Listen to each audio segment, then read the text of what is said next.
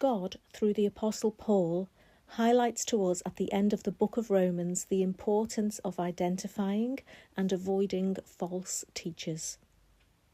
Now I beseech you, brethren, mark them which cause divisions and offences, contrary to the doctrine which ye have learned, and avoid them. We are to mark those who bring in doctrine contrary to that which is scriptural, and avoid them. Standing for the truth and highlighting the danger of false teaching is not divisive. Bringing in false doctrine is that which divides. So, what does it mean to mark and avoid false teachers? Naming names. To highlight a danger, one must not only warn of the doctrinal error, but also of those false teachers carrying it. God shows us this in his word. The Apostle John highlighted Diotrephes as a danger. The Apostle Paul warns of Hymenaeus and Philetus, as also Demas and Alexander.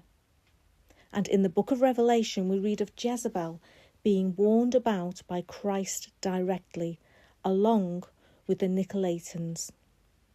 Identifying the threat of doctrinal poison is extremely important.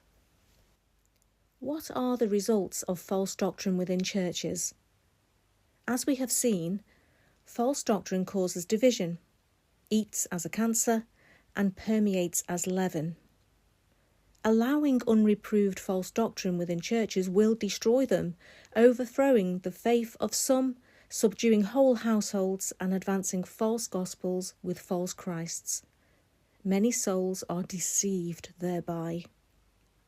The UK evangelical Christian climate today has an unwillingness to judge, reprove, correct and rebuke sin and false doctrine within churches. This has led to immense doctrinal corruption and the progress of the ecumenical agenda. And this is why God commands us to earnestly contend for the faith once delivered to the saints. Do we obey him in this regard? The scriptures speak often concerning reproving, rebuking, correcting, and judging within churches as being a healthy practice for the preservation of sound doctrine and the protection of the saints. If this practice is missing, as it is in general within UK churches, then carnality and corruption will spread like cancer within fellowships nationwide. True love reproves, rebukes, and chastens. Christ himself states, "As many as I love, I rebuke and chasten.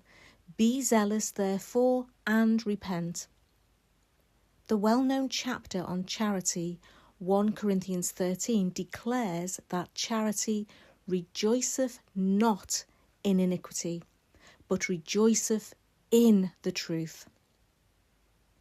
It is not loving to stand by and allow false teachers to creep into fellowships and spread their doctrinal cancer. True revival is a back to the Bible movement. Are we truly obeying the word of the Lord regarding marking and avoiding false teachers? Lastly, what does it mean to avoid false teachers? In a full scriptural context, we see that this means we are not to minister alongside them, or bid them Godspeed, or allow them access to teach the saints. We are to shun those teachers who are carnal in their walk, to reject heretics after a second admonition, and withdraw ourselves from saints who walk disorderly and reject apostolic teaching. Such examples are safety measures for the saints and disciplinary tools for wayward brethren. Let us search the scriptures and mark and avoid false teachers according to the words of God.